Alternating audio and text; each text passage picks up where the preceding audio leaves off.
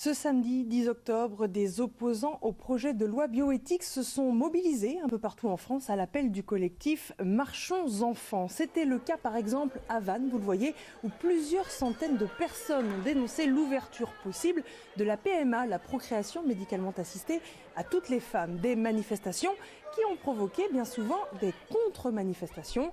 Illustration cet après-midi à Rennes avec Christelle Veillard et Thierry Bouy.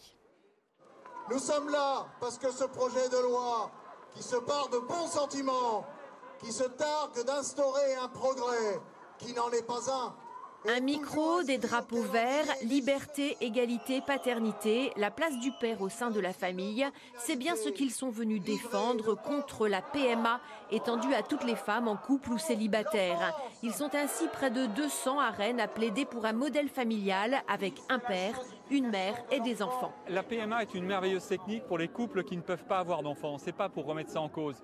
Mais là, on n'est plus dans l'impossibilité, on est dans le désir à tout craint. Et ça, c'est autre chose. Surtout très inquiet de toutes les largesses et les possibilités qui vont être faites avec le corps humain. Le corps n'est pas une marchandise et on doit respecter la vie. Et puis l'autre inquiétude, c'est que si on permet la PMA, on sait qu'au nom de l'égalité, le sujet suivant, ça va être la GPA, la gestation pour autrui.